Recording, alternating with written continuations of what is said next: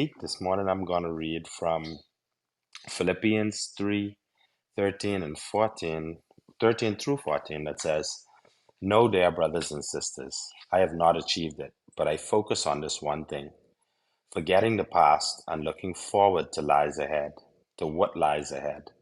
I press on to reach the end of the race and receive the heavenly prize for which God through Jesus Christ is calling us." And today I'm just grateful for um I'm grateful for a new month. I'm grateful for opportunity to be here. Um, I'm just grateful for life. The wife is back home, so I'm a happy camper. Um, and yeah, I'm just grateful, man. This is just being able to survive and to be here to worship with you guys another morning of another month. Just shows me that God has given us an opportunity to do more and to do better and to continuously strive forward.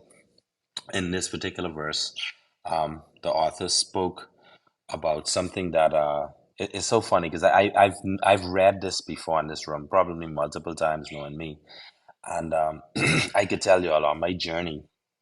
When we first created this room, I wasn't even baptized yet, and what's so funny about my journey is that one of the hardest parts of when I became a Christian was me letting go of who I was. And let me tell you all something. When I say letting go, I mean forgiving myself for my past, right?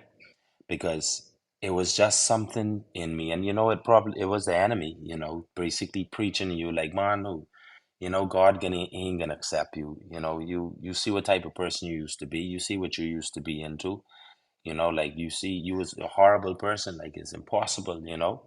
And it was a lot of people in this room, the same room as like Sister Lavette. That's why, you know, um, I appreciate you so much, Indira, for constantly being devoted and for keeping this going, because I could say for me alone as a testimony of how much this room has helped me on my journey, you know.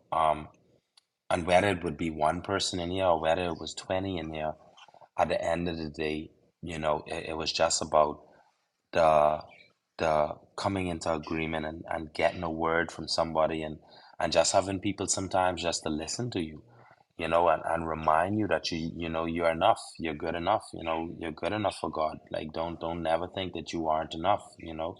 His son has already paid the ultimate price for our sins.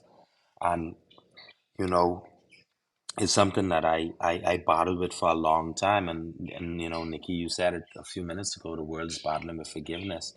And I think that one of the biggest parts is the world is battling with forgiving themselves, like I said earlier. Um, and I had to forgive myself. And I had to realize that, that even in my brokenness, that God stepped in for me, and that He sent somebody here to die for my sins, and He sent somebody here who paid the ultimate price for me. And just thinking of that, and being reminded of that is um like what the author said here is about forgetting my past and me now looking forward to what lies ahead of me, you know.